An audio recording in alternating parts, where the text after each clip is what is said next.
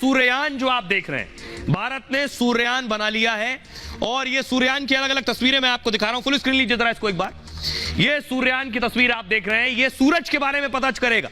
ये भी सूरज के नजदीक जाकर, जैसे चंद्रयान चांद पर उतरकर बताएगा चांद के बारे में, वैसे ये सूर्ययान जाने वाला है सूर्य पर, बहुत बड़ी जानकारी आपको देगा। आइए अब आपको बताता हूं कि पृथ्वी से सूरज कितनी दूर है और ये सूर्ययान कहां जाएगा। इसका नाम आदित्य L1 है। देखिए जरा, ये आप देख रहे हैं, ये है पृथ्वी और ये पृथ्वी से सूरज की दूरी है 15 करोड़ किलोमीटर। आज से पहले शायद आपने नहीं सुना होगा कि पृथ्वी से सूरज की दूरी कितनी है। 15 करोड़ किलोमीटर है सूरज। ये जो सूर्ययान है ये 15 लाख किलोमीटर तक जाएगा। देख रहे हैं बीच में ये जो दूरी मैं आपको दिखा रहा हूं, ये 15 लाख किलोमीटर तक जाएगा और वहीं से, क्योंकि आगे बहुत ज्यादा तपिश है, वहीं से पता करेगा सूरज के बारे में। अब आपको बताता हूं कि आखिर सूरज के बारे में क्या जानकारी जुटाने वाला है सूर्ययान, और भारत के लिए बहुत गर्व की बात होगी। देखिए जरा, ये आप देख रहे हैं, तपिश से अंदाजा होगा आपको सूर्य के। ये चंद्रयान के बाद भारत सूर्ययान की तैयारी में है और सूर्य का अध्ययन करने के लिए स्पेस क्राफ्ट भेजेगा भारत के इस स्पेस क्राफ्ट का नाम है आदित्य L1। आदित्य L1 बेंगलुरु के सैटेलाइट सेंटर में बनाया गया है और सतीश धवन स्पेस सेंटर श्रीहरिकोटा भेजा गया। श्रीहरिकोटा से ही आदित्य L1 को अब लॉन्च किया जाएगा। चंद्रयान 3 भी श्रीहरिकोटा से ही लॉन्च किया गया और इसरो अगले महीने इस सूर्ययान को लॉन्च करने वाला है। ये बहुत बड़ी उपलब्धि है। इस स्पेस क्राफ्ट को PSLV रॉकेट से लॉन्च किया जाएगा। लॉन्च के बाद 4 महीने बाद ये लैंग्रेज पॉइंट पर पहुंचेगा, जहां मैंने आपको बताया था 15 लाख किलोमीटर 4 महीने बाद पहुंचेगा। लैंग्रेज पॉइंट धरती और सूर्य के बीच एक जगह है। यह धरती से 15 लाख किलोमीटर दूर और सूरज के पास है।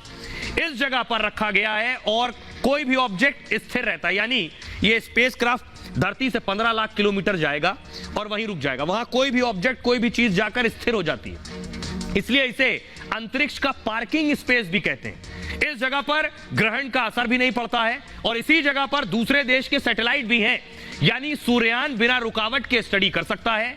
स्पेसक्राफ्ट 7 पेलोड यानी वैज्ञानिक उपकरण ले जाएगा अपने साथ। यह सूरज की बाहरी परतों का विस्तार से अध्ययन करेगा, सूरज के चारों तरफ के मैग्नेटिक फील्ड की स्टडी करेगा, सूरज में मौजूद हवाओं के कण और हीट की जानकारी होगी। पेलोड में लगा वैज्ञानिक कैमरा सूरज की HD तस्वीरें लेगा। सूरज की स्टडी करने वाला यह भारत का पहला मिशन है। अमेरिकी एजेंसी नासा ने सबसे ज्यादा 14 सोलर मिशन किए और अब इसरो भी इस क्षेत्र में इतिहास रचने को तैयार है। यह है भारत की बड़ी उपलब्धि। और इतना ही नहीं, चंद्रयान धीरे धीरे आगे बढ़ रहा है, उसकी तस्वीर मैं आपको दिखाने जा रहा हूं। यह इसरो ने नई तस्वीर साझा की है। चंद्रयान एक कदम और आगे बढ़ गया। अब चंद्रयान चांद के और नजदीक है। कहां पहुंच गया है? 23 तारीख को उसे चांद पर उतरना है। उससे पहले देखिए जरा आज कहां पहुंचा है चंद्रयान। ये देख रहे हैं आप, चंद्रयान चांद की सतह के और करीब पहुंच गया और इसरो ने तीसरी बार चंद्रयान 3 की कक्षा घटा दी है। इससे पहले मैंने ये खबर जब आपको बताई तो चांद और हमारे चंद्रयान की दूरी लगभग काफी ज्यादा थी, अब और कम हो गई। कक्षा एक और बदल गई है, यानी चांद के और नजदीक पहुंच गया है। वैज्ञानिकों ने 18 मिनट के लिए चंद्रयान के इंजन को फिर स्टार्ट किया और फिर चंद्रयान को अब चांद की चौथी कक्षा में पहुंचा दिया, यानी चंद्रयान की चांद से दूरी सिर्फ 150 किलोमीटर बची है, 150 किलोमीटर। चांद से इसकी सबसे ज्यादा दूरी 177 किलोमीटर है। यानी ये देख रहे हैं जिस तरह से घूम रहा है, जब दूर होता है चंद्रयान तो होगा 170 किलोमीटर, नीचे की तरफ देखिए, जब पास होगा तो चांद के 150 किलोमीटर। अब चंद्रयान के चक्कर की दिशा में भी बदलाव आया है। अंडाकार कक्षा से गोलाकार कक्षा में यह आना शुरू हो गया है। 16 अगस्त को चंद्रयान में अगला बड़ा कदम होगा।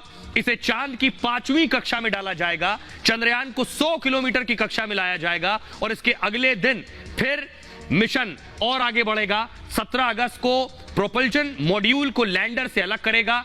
लैंडर की चांद की कक्षा से ऊंचाई में कमी लाई जाएगी और फिर 23 अगस्त को लैंडर उतरेगा। चंद्रयान 3 के सभी यंत्र सही तरीके से काम कर रहे हैं, यानी सब कुछ भारत के प्लान के मुताबिक हो रहा है और अब से 9 दिन बाद चंद्रयान चांद की सतह पर उतरेगा। चांद के दक्षिणी ध्रुव पर पहुंचने वाला पहला देश बनेगा।